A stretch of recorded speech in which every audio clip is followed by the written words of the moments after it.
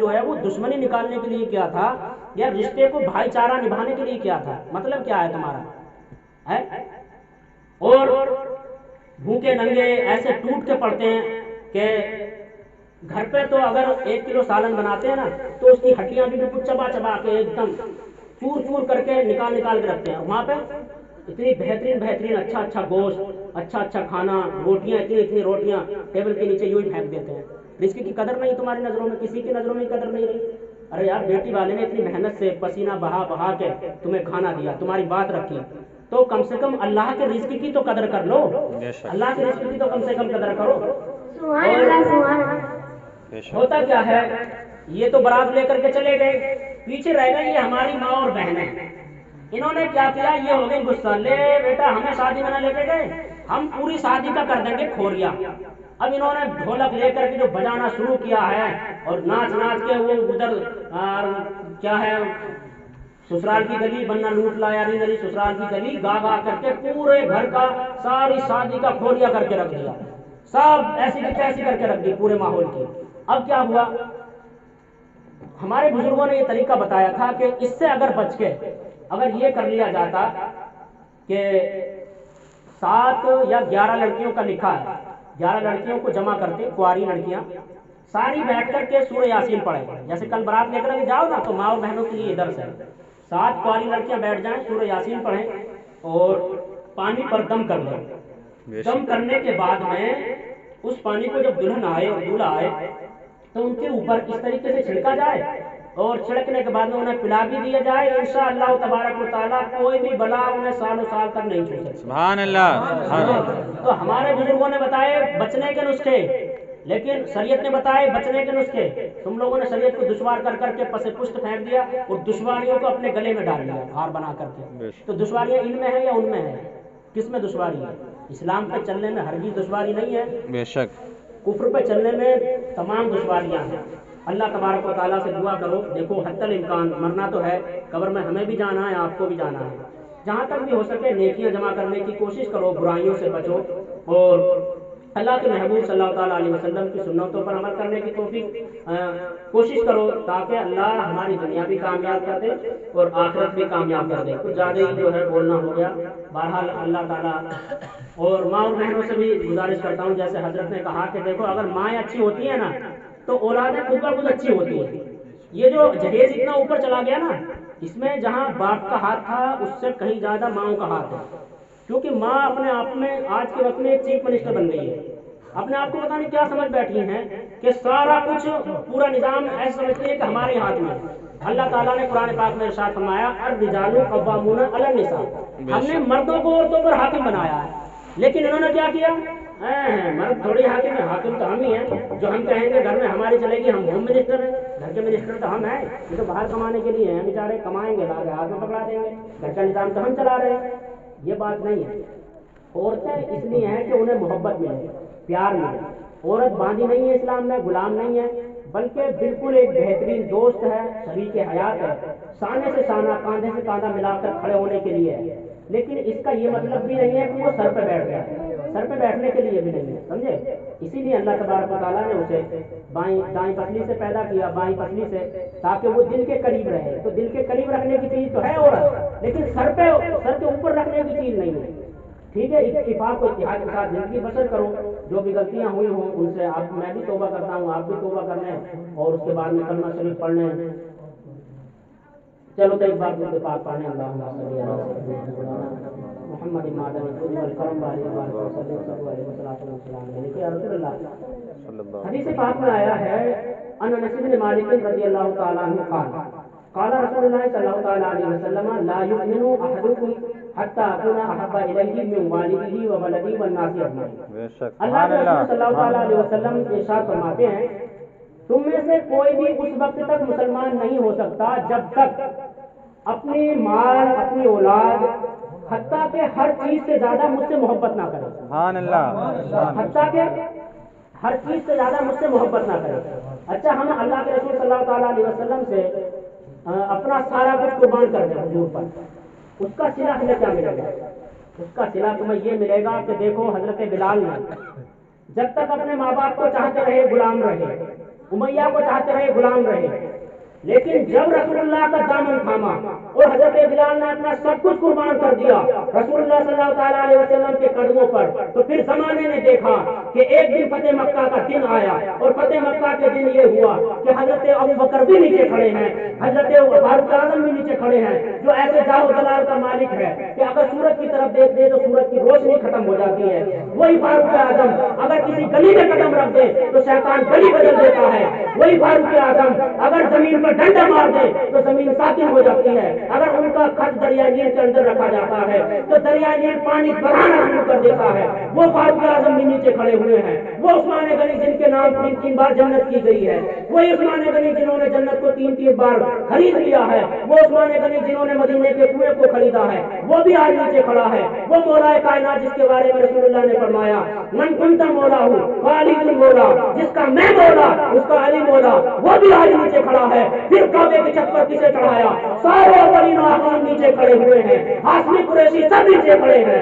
आज वही बिलाल जिसे जमाना ठोकरों से रोकता रहा, जिसे रेत पर खिंचोड़ा गया, वही बिलाल जिसे जमाना गुलाम समझता रहा, जिसे हर एक भक्सी कहता रहा, जिसे जमाने ने नजरों में न चढ़ाया, उसी बिलाल को रसूलुल्लाह ने सारे हाशमी कुरैशियों को नीचा खड़े करके उसी बिलाल को काबे की छत पे खड़ा कर दिया और जमाने को बता दिया, ऐ लोगों जो मेरे दामन करम में आ जाएगा उसे मैं जमीन पर नहीं छोड़ता, बल्कि जिस तरीके से मैंने आज बिलाल को हाशमी और कुरैशियों के सामने सबको नीचा खड़ा करके काबे की छत पर चढ़ा दिया है, क़यामत तक जो मेरा दामन पकड़ता रहेगा, जो मेरे दामन का वसीला लेता रहेगा, अल्लाह तबारक व तआला उसे अगर जमीन का जर्रा होगा तो आसमान का सितारा बना देगा। अगर वो जमीन पर सूरज की तरह अगर वो जमीन पर चांद बना हुआ होगा, अल्लाह तबारक व तआला उसे आसमान का चांद बना देगा। अगर वो जमीन पर एक रोशनदान की तरह चमक रहा होगा, अल्लाह तबारक व तआला उसे सूरज बना देगा। और अगर वो जमीन पर कोई मामूली जर्रा होगा,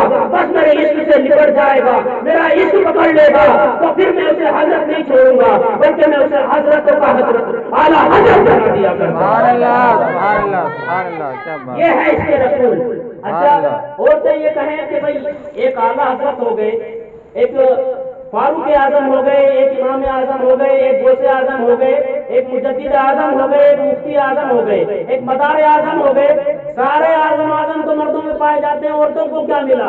अरे औरतों को तो इतना कुछ मिला, इतना कुछ मिला कि किसी मजहब ने न कभी दिया है, न क़यामत तक कोई मजहब ऐसा दे सकता है जैसा कि इस्लाम ने दिया है। क्या दिया इस्लाम ने? सुभान अल्लाह, सुभान अल्लाह। मगर अक्ल तो होनी चाहिए। हजरत फारूक आजम ऐसे जाहो जलाल के मालिक हैं कि पूरा मक्का आपके नाम से कांपता था। अबू जहल की टांगे कांपती थी आपके सामने। लेकिन आपने एक दिन एक गलत मसला बयान कर दिया खड़े होकर, तो मजमे में से एक औरत खड़ी हो गई और उसने कहा उमर कौन होता है हमारे खिलाफ ये बातें करने वाला, जबकि अल्लाह और रसूल की मर्जी ये है कि हमको पूरा पूरा हक दिया जाएगा। तो जब कुरान हमें हक दे रहा है तो उमर अल्लाह के फैसले को नहीं बदल सकता। ये थी औरतों की अजमत कि जिसके नाम से आसमान कांपते हैं, सूरज भी लर्ज़ा बरअंदाम होता है, जमीन भी जिसके कदमों से कांपती है, पहाड़ जिसके नाम से कांपते हैं, उसके सामने खड़े होकर के एक औरत ये बात करती है कि ए उमर, जब अल्लाह और रसूल ने हमें हक दिया है तो आप हमारे हक को मुस्तरद नहीं कर सकते। ये है इस्लाम में हक औरतों का। अच्छा, एक औरत है हजरत राबिया बसरिया। सुभान अल्लाह, सुभान अल्लाह। हजरत राबिया बसरिया बहुत मशहूर औरत है, बड़ी मशहूर खातून है, सब जानते हैं। हजरत हसन बसरी रदी अल्लाह ताला अन्हु का जमाना गुजरा इनके सामने। हजरत हसन बसरी ने क्या काम किया कि पानी पर मुसल्ला बिछाया और नमाज पढ़नी शुरू कर दी। सुभान अल्लाह, सुभान अल्लाह। पानी पर, सुभान अल्लाह। लेकिन जब हजरत राबिया बसरिया ने ये देखा, ओहो हसन बसरी तो पानी पर नमाज पढ़ रहे हैं, तो आपने हवा को आवाज दी और हवा पर मुसल्ला बिछाया और हवा पर नमाज पढ़ना शुरू कर दिया। ये है इस्लाम में औरतों का मकाम। अच्छा, यही राबिया बसरिया हैं। सुनो हमारी माँ और बहनें तवज्जो के साथ। हजरत राबिया बसरिया का जब इंतकाल हुआ तो इन्हें दफन किया गया। कहाँ दफन किया गया? कब्र में। तो सब जानते हैं कि कब्र में फरिश्ते आते हैं और सवाल करते हैं मन रब्बू का, तेरा रब कौन है? माँ दीनू का, तेरा दीन क्या है? माँ कुंता तक़ूलु फ़ी हक़्क़ि हाज़ा रजुल। ये जो हक के साथ मबूस फरमाए गए रसूलुल्लाह, इनके बारे में क्या अकीदा रखता था? तो हजरत राबिया बसरिया जैसे अपनी कब्र में पहुंची, फरिश्ते जो हैं सब जानते हैं कि कब्र में मुनकर नकीर आते हैं। वो कब्र चीरते हुए, उनके 2 दांत हैं लंबे लंबे और नीली आंखें हैं, काली चमड़ी है, اور ان دانتوں سے ہی زمین چیرتے ہوئے آتے ہیں، پوری زمین ایسے ہل جاتی ہے. تو زمین چیرتے ہوئے اوپر آئے. حضرت رابعہ بصریہ کو سلام کیے بغیر انہوں نے وہی اکڑ میں بڑی کر و فر کے ساتھ کہا، اے خاتون من ربک، بتا تیرا رب کون ہے. تو حضرت رابعہ بصریہ نے، یہ نہیں ہے جیسے ہماری ماں اور بہنیں چھپکلی کو دیکھ کر کے ایک کونے میں سمٹ جاتی ہیں، یہ نہیں، رشتہ سامنے ہے اور بڑی بھیانک صورت. لیکن حضرت رابعہ بصریہ نے اپنی وہی ہمت اور استقامت قدمی کا ثبوت دیا، اپنے تقویٰ جاہ و جلال کا ثبوت دیا اور کہنے لگی آپ کون ہیں؟ انہوں نے کہا کہ میں منکر ہوں، یہ نکیر ہے. کہا اچھا یہ بتاؤ تم کہاں سے آئے ہو؟ فرشتے نے پوچھا نا من رب کا، تمہارا رب کون ہے؟ تو پہلے انہوں نے یہ پوچھا کہ تم کہاں سے آئے ہو؟ فرشتوں نے کہا کہ ہم 7ویں آسمان کے اوپر سے آئے. کہاں سے آئے؟ 7ویں آسمان کے اوپر سے. اور یہاں سے اس زمین سے لے کے ایک آسمان تک کی جو دوری ہے نا، وہ 500 سال کی راہ ہے. مطلب 500 سال تک ایک تیز رفتار گھوڑا یہاں سے دوڑتا رہے ایک آسمان تک تو 500 سال میں پہنچے گا. یہ بڑی علمی باتیں ہیں. اب دوسرے آسمان تک بھی 500 سال میں پہنچے گا تو 7ویں آسمان تک تو بہت دن میں کتنا لمبا سفر ہو گیا. تو حضرت منکر نکیر نے کہا کہ ہم 7ویں آسمان سے آئے. تو حضرت رابعہ بصریہ نے کہا کہ اچھا اب بتاؤ تمہارا رب کون ہے؟ تو منکر نکیر نے کہا کہ ہمارا رب تو اللہ ہے. کہا بہت اچھے، تم 7ویں آسمان سے اتنی نیچے آئے تو اپنے رب کو نہ بھولے. ہم 6 گز نیچے کے آگے ہم اپنے رب کو بھول جائیں گے؟ چلو جاؤ میری قبر سے باہر.